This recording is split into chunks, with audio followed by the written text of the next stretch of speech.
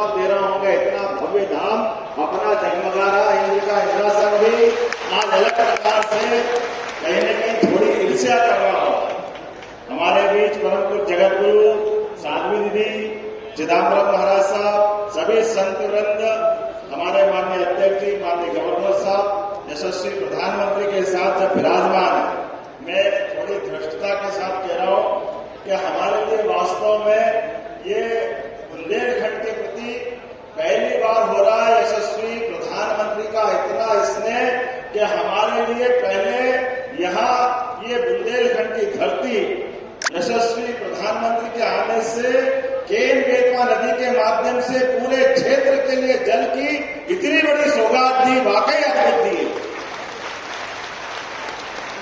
हमारा पूरा बुंदेलखंड उत्तर प्रदेश और मध्य प्रदेश का मिला करके स्वर्गीय भारत रत्न अटल बिहारी वाजपेयी की उस भावना को लेकर के जो वास्तव में बुंदेलखंड लोग हमारे लिए बात अपने आन बान शान की हो तो प्राण की बाजी लगा करके वीरता का नया प्रतिमान बना सकते हैं। लेकिन जो प्रकृति की मार थी, जहां सूखा पड़ता था, मां आपके आशीर्वाद से सुखी रहने का आशीर्वाद मिला है।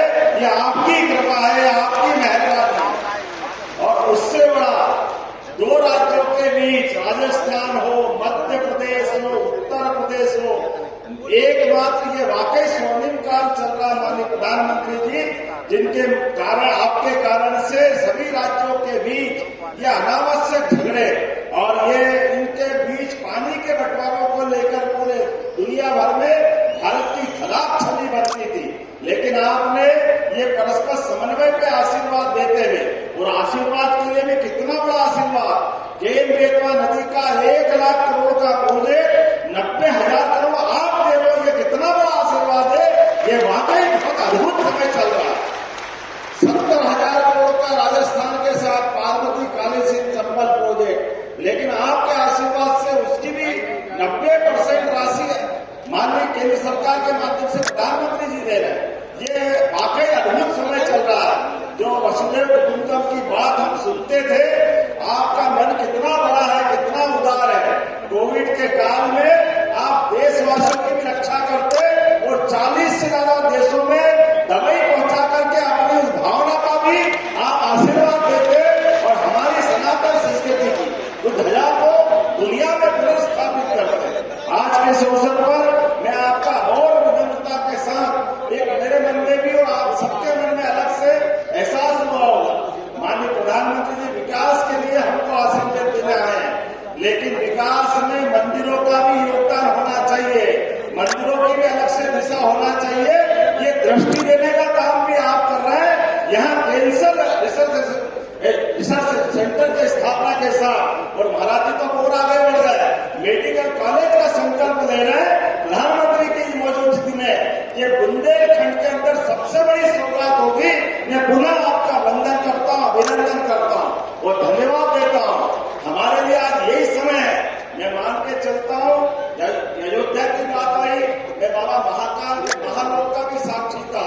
माननीय प्रधानमंत्री जी के माध्यम से ये जो हमारे अपने धार्मिक आस्था के केंद्रों पर ये जो नवीन दृष्टि पड़ रही है कि हमारे आस्था के केंद्र भी जगमगा, लेकिन जीवन उपयोगी उन सारी चीजों के प्रति भी ध्यान जाना चाहिए।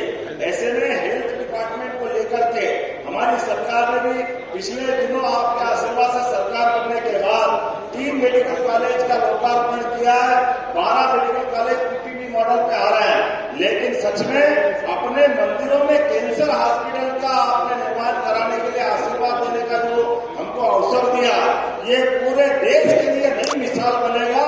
नया एक प्रकार का आह्वान करते हुए कि आपका ये आशीर्वाद सदैव मिलता रहे। मैं मान के चलता हूँ मध्य प्रदेश की धरती पर कई कारण से आपका आगमन आज हमारे लिए बहुत उल्लेखनीय है। कल आप ग्लोबल इन्वेस्टर समिट के माध्यम से विश्व के सभी उद्योगपतियों के साथ मध्य प्रदेश को आशीर्वाद देने के लिए, देश के अंदर भी देश के बाहर भी, और ये आपकी ही कुशल मार्गदर्शन है कि कहाँ 2014 में 11वें नंबर पर भारत का स्थान था, लेकिन समान रूप से सभी क्षेत्रों में काम करते हुए भारत अपने को 250 साल से ज्यादा गुलाम बनाने वाले इंग्लैंड को पीछे छोड़ करके 5वें स्थान पे लिया है, ये आपकी ही कृपा है, आपकी अपनी किस्मत की क्षमता। और निश्चित रूप से आपके नेतृत्व में अब जर्मनी और जापान की ज्यादा देर नहीं लगेगी। आप सभी क्षेत्रों में जिस प्रकार से आशीर्वाद दे रहे हैं, मैं आपका पुनः वंदन करता हूं, अभिनंदन करता हूं और उम्मीद करता हूं कि आपका आशीर्वाद इसी प्रकार से मध्य प्रदेश को मिलता रहेगा।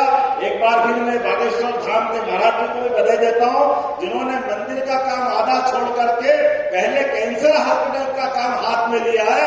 मैं आपको भी बधाई देता हूं महाराज जी। आज का यही समय है जिसको माननीय प्रधानमंत्री जी के शब्दों में यही समय है, सही समय है। इससे अच्छा क्या समय हो सकता है? नेक काम को तुरंत करते हुए जो आपने अद्भुत एक नया संकल्प लिया है, हम सब आपके उस संकल्प के साथ रहेंगे। मैं पुनः महाराज जी का भी अभिनंदन करता हूं, जगत गुरु जी का भी प्रणाम करता हूं, सारे संत वृंद का प्रणाम करते हुए यशस्वी प्रधानमंत्री को पुनः धन्यवाद देता हूं। आपका ऐसा स्नेह मिलता रहे ताकि प्रगति के काम समान रूप से ऐसे हम चलाते रहे। बोले बागेश्वर धाम की,